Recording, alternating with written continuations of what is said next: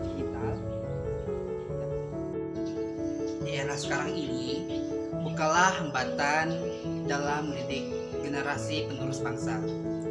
Kecanggihan teknologi justru menjadi media bagi lembaga pendidikan dalam menyiapkan generasi penerus bangsa.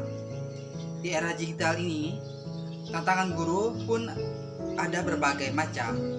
Mereka harus menyesuaikan cara mengajar dalam kebutuhan generasi anak bangsa dan memanfaatkan teknologi, informasi, dan komunikasi. Kan terus mengikuti perubahan dari zaman ke zaman.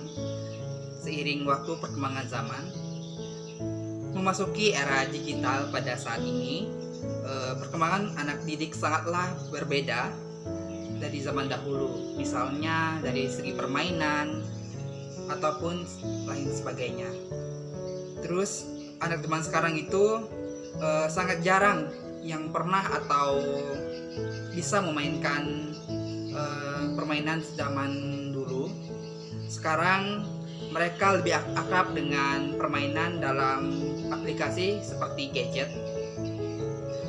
Tetapi tidak dipungkiri bahwa internet sendiri bukanlah lagi barang langka bagi generasi masa kini. Bahkan internet menjadi makanan sehari-hari mereka. Perkembangan sekarang di era digital, internet di gadget sudah gampang sekali. Jadi bukan suatu hal yang mewah lagi atau tabu. Anak-anak sekarang ini bahkan dari umur 3 tahun sampai 4 tahun mereka sudah mengerti dari cara memegang HP. Bahkan mereka sekarang itu bisa nonton YouTube hanya menggunakan jempol saja tanpa dari pengawasan orang tua.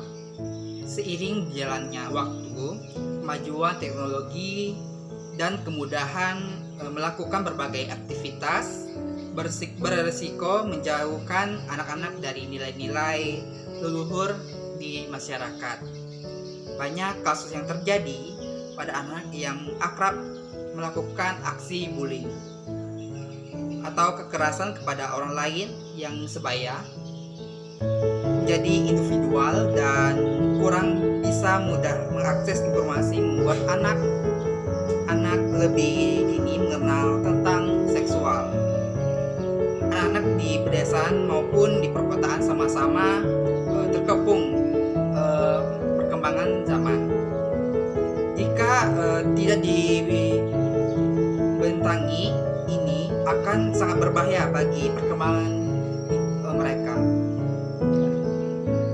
Praktisi dan lembaga pendidikan dituntut mampu menyelaraskan antara perubahan zaman yang ditandai dengan kecanggihan teknologi dengan nilai-nilai budi pekerti. Dengan begitu, maka sekolah bisa menjadi benteng moral anak-anak sehingga mereka dapat tumbuh beriringan dengan teknologi dan memanfaatkan untuk hal-hal yang positif. Tak heran jika pemerintah mengeluarkan kebijakan melalui peraturan presiden atau Perpres nomor 87 tahun 2017 tentang penguatan pendidikan karakter bertujuan untuk membangun dan membekali peserta didik sebagai generasi penerus guna menghadapi dinamika perubahan di masa depan. Untuk mencapai hal ini, sekolah mengajak anak-anak untuk merasakan langsung praktik pembelajaran kehidupan sehari-hari. Misalnya yang telah dilakukan di SD TZI Indonesia dengan mengajak anak-anak untuk membersihkan toilet bersama-sama. Setelah merasakan secara langsung, muncullah pemahaman pada anak-anak bahwa harus bersama-sama menjaga toilet tetap bersih, tidak pipis sembarangan, dan menghargai petugas kebersihan. Sementara itu, di sekolah Katolik Santa Maria yang berada di Juanda, Jakarta Pusat, memiliki memiliki kait tersendiri dalam memasuki pendidikan berkarakter kepada para siswa.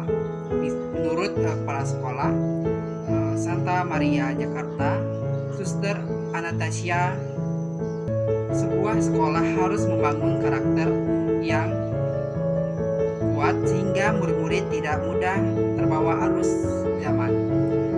Dalam hal ini, peran guru sangatlah penting dalam pembentukan karakter pada siswa.